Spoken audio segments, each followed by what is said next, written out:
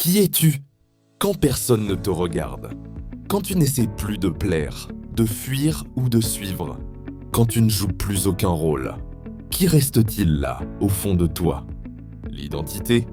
Ce mot qu'on prononce facilement, mais qui en réalité est une traversée, une bataille parfois, une réconciliation souvent, un silence qui cherche une voix.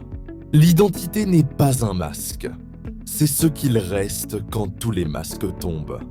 Et ce chemin vers soi, chacun l'emprunte différemment. James Baldwin a écrit « Il faut lutter pour imposer sa propre définition de soi ». Baldwin n'a pas hérité de son identité. Il l'a arrachée dans un monde qui refusait de la lui reconnaître. Être noir, homosexuel, écrivain, américain. Baldwin portait des identités que la société voulait effacer. Alors il a choisi de se définir lui-même. Pour lui, l'identité, ce n'était pas un confort. C'était un acte, une prise de position. Tu n'es pas ce qu'on t'a dit d'être. Tu es ce que tu refuses de ne pas être. Chez Baldwin, l'identité est une flamme qu'il faut protéger du vent. Un cri qui dit « Je suis, même si tu refuses de me voir ». Ce n'est pas une introspection douce. C'est une affirmation en pleine lumière.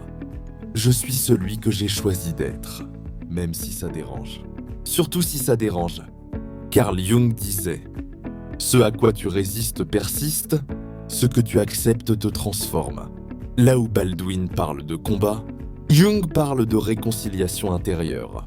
Pour lui, l'identité n'est pas un bouclier, c'est un miroir. Nous passons notre vie à fuir des parts de nous-mêmes. Nos peurs, nos blessures, nos contradictions. Mais ce qu'on fuit revient. Et un jour, Jung dit « Et si tu t'arrêtais? Et si tu regardais en face ce que tu veux cacher?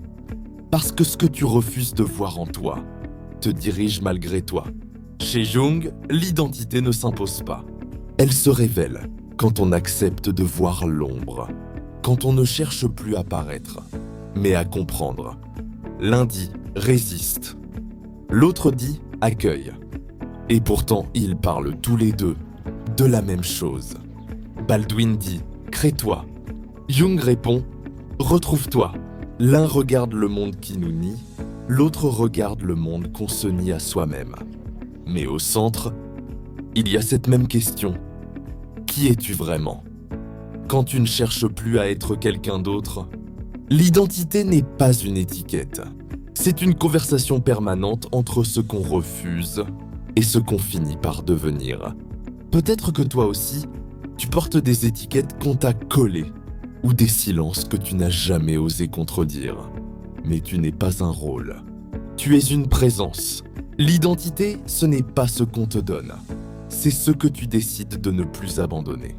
Parfois, il faut se battre comme Baldwin. Parfois, il faut s'ouvrir comme Jung. Mais toujours, il faut s'écouter. Parce que ta vraie identité n'est pas à l'extérieur. Elle t'appelle, depuis l'intérieur. Et tant que tu l'ignores, tu vis, oui, mais tu ne te vis pas.